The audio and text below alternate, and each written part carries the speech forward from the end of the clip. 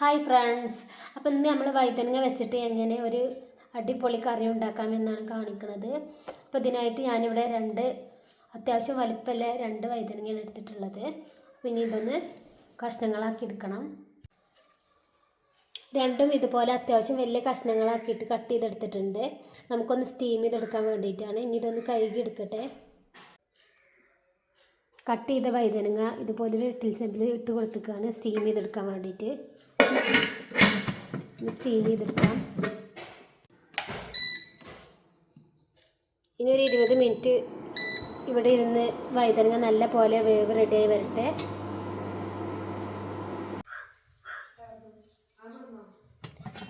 മിനിറ്റിന് ശേഷം നമ്മുടെ വഴുതനങ്ങ നല്ല പോലെ വേവ് റെഡി ആയിട്ടുണ്ട്.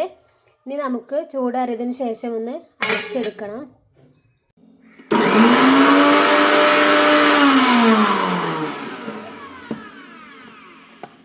വഴുതനങ്ങ ഈ രീതിയിൽ അരച്ചെടുത്തിട്ടുണ്ട്.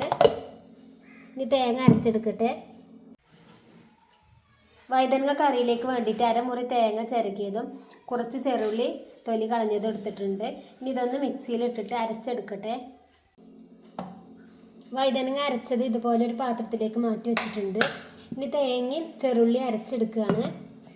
അതിലേക്ക് ആവശ്യത്തിനുള്ള വെള്ളം ഒഴിച്ചു കൊടുത്തിട്ടാണ് അരച്ചെടുക്കുന്നത്. ഇനി തേങ്ങ അരച്ചെടുക്കട്ടെ. തേങ്ങ നന്നായി അരച്ചെടുത്തിട്ടുണ്ട്. ഇനി നമുക്ക് കറി വെക്കാം. വഴുതനങ്ങ കറി വെക്കാൻ വേണ്ടിയിട്ട് നമ്മൾ നേരത്തെ അരച്ച് വെച്ച വഴുതനങ്ങ ഒരു മൺചട്ടിയിലേക്ക് ഒഴിച്ച് കൊടുക്കുകയാണ്.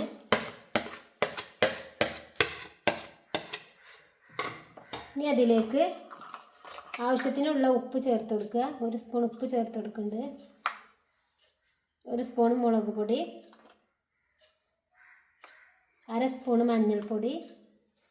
ഇതാണ് നമ്മൾ ചേർത്ത് കൊടുക്കുന്ന പൊടികൾ. ഇനി അതിലേക്ക് ആവശ്യത്തിനുള്ള വെള്ളം ഒഴിച്ചു കൊടുക്കുക. നമുക്ക് കറിക്ക് ആവശ്യമുള്ള വെള്ളമാണ് ഒഴിക്കേണ്ടത്. നമ്മൾ തേങ്ങ അരച്ചത് ഒഴിച്ച് കൊടുക്കും. അപ്പോൾ അതിനനുസരിച്ച് മാത്രം നമ്മൾ കറിയിൽ വെള്ളം ഒഴിച്ച് കൊടുക്കുക.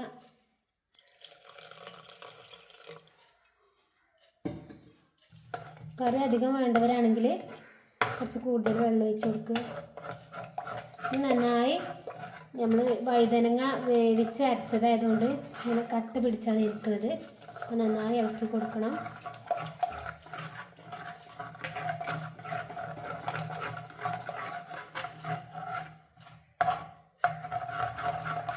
അപ്പോൾ നമ്മുടെ വഴുതനങ്ങയൊക്കെ നന്നായി കട്ട പിടിച്ചതൊക്കെ അലിഞ്ഞ് കിട്ടിയിട്ടുണ്ട്. ഇനി നമുക്ക് ഗ്യാസിൽ വെക്കാം.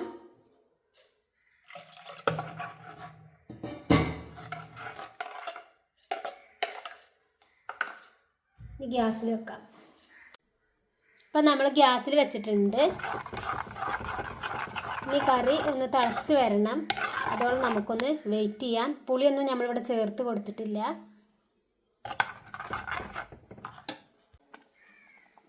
അപ്പം നമ്മുടെ കറി തിളച്ച് വരാൻ തുടങ്ങിയിട്ടുണ്ട്. നമ്മൾ വേവിച്ച വഴുതനങ്ങ ആയതുകൊണ്ട് കൂടുതലൊന്നും തിളക്കണ്ട. ഇനി ഇതിലേക്ക് നമ്മൾ നേരത്തെ അരച്ച് വെച്ച തേങ്ങയുടെ അരപ്പ് ചേർത്ത് കൊടുക്കുകയാണ്.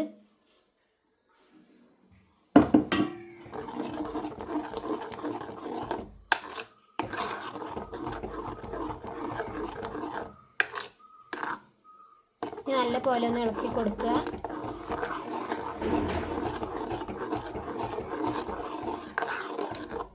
ഇനി 1-2 പ്രാവശ്യം തിളച്ചതിന് ശേഷം നമുക്ക് ഫ്ലെയിം ഓഫാക്കാം. അപ്പോൾ നമ്മുടെ കറി നന്നായി തിളച്ച് വന്നിട്ടുണ്ട്. ഇനി ഫ്ലെയിം ഓഫാക്കാണ്. കറി കടുവറുക്കാൻ വേണ്ടിയിട്ട് ഞാനിവിടെ ഒരു ചട്ടി വെച്ചിട്ടുണ്ട്. അതിലേക്ക് വെളിച്ചെണ്ണയാണ് ഒഴിച്ച് കൊടുത്തിട്ടുള്ളത്. ഇനി അതിലേക്ക് കടുക് ഇട്ട് കൊടുക്കുകയാണ്. കുറച്ച് പച്ചമുളക് ഇട്ട് കൊടുക്കുന്നുണ്ട്. കറിവേപ്പില. ഇനി അതിലേക്ക് കുറച്ച് തൈര് ഒഴിച്ച് കൊടുക്കുകയാണ്. ഇനി അതിലേക്ക് തൈര് ഒഴിച്ച് കൊടുക്കുകയാണ്.